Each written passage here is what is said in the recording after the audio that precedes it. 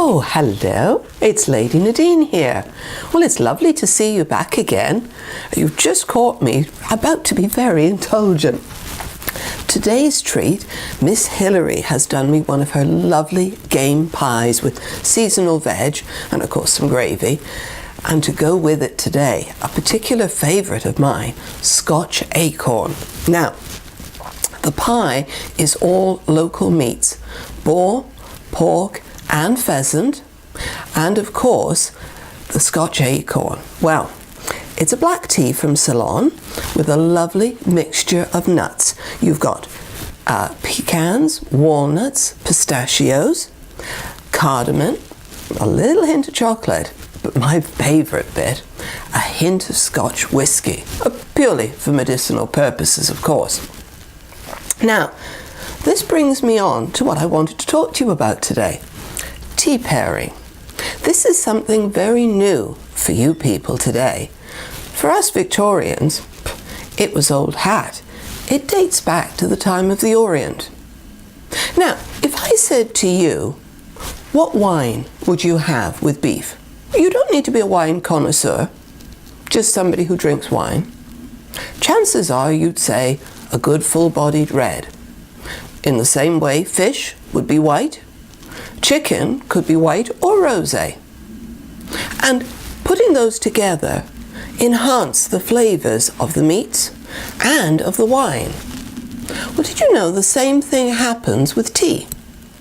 You can take the loveliest tea in the world and the most beautiful food, sweet or savoury, put the two together, and if they're not the right together, oh, it's going to be like two cats screaming at each other. Whereas you put the right tea to complement the food you're eating, oh, and it's a wonderful symphony. You think I'm overplaying it? Far from it. Tea and its flavourings can enhance the flavours in the food, or they can distract and scream at it. So that's why I've gone for the delicious pairing today.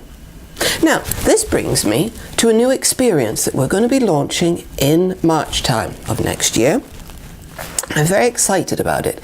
We're going to be in our Oriental dining room, and I'm going to be hosting it for you. We'll be joined by Miss Hilary, so that guarantees there'll be some laughter in it all.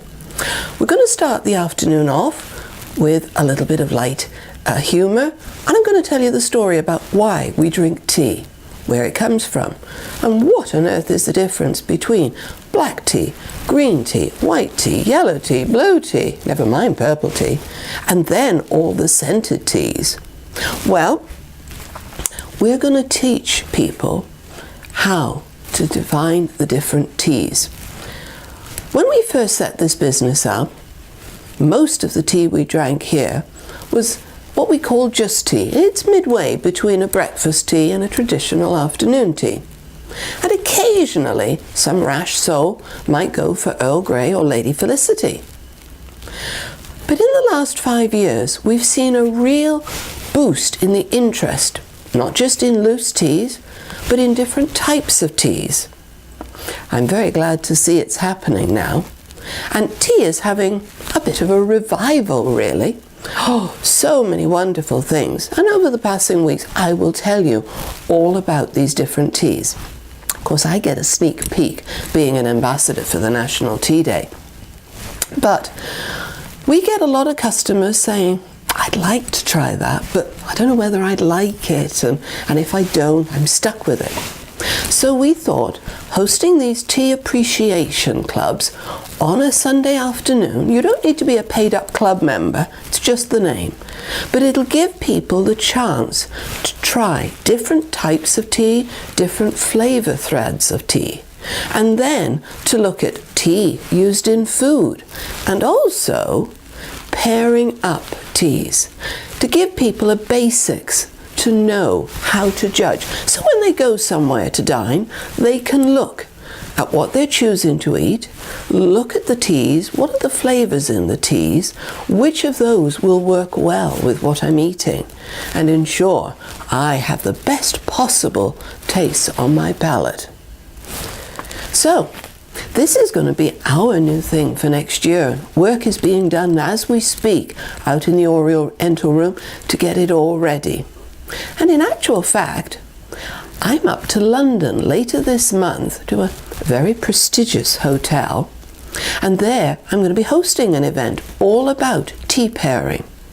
And then at National Tea Day in April, which, by the way, is being held in the grounds of Chiswick House, anything and everything that's tea should be there. So I hope you'll be there to join me. And there, one of the featured things is going to be all about tea pairing. So get ahead of it all and come along to one of our tea pairing sessions. You'll be able to find out more on the website, auntmartha.co.uk. Now, of course, last week I left you with a little teaser, didn't I? Why is a lace doily called a lace doily? Well, it's us Victorians again. Tea drinking was on the increase. Sugar cubes had been invented. And so it was that I must just have a little sip before my tea gets cold. So it was that one of the companies, a lace making company, did the more old-fashioned, heavier lace. New, modern, fine laces were coming in, and they were all the craze. The manager and owner came to the people and he said, if we can't drum up something new to do with our lace, we're going to close. Well, the workers were quite motivated by this, and one of them said, my wife has been on at me for a thingamy-bob, she calls it, to put on top of her sugar bowls to keep flies and things off. Couldn't we make one out of lace? Well, let's have a go. And so it was, they had a try at it. Well, the first prototype didn't work too well with his wife. She said it needed to have weight on it. And so they added beads. That worked beautifully. And so it was, they'd created a lace thingamy-bob. Well, they decided the name thingamy-bob wasn't perhaps the best. What are we going to call it? A lace. Let's name it after the owner of the business who's been so understanding, Mr. Doily. And so it was, the lace doily was created. Now, as to raining cats and dogs, I'm going to save that one for next week. And when I see you, not only will I have some new foods to show you and tell you about, but also one of our other new experiences. It'll lead on very nicely from tea pairing.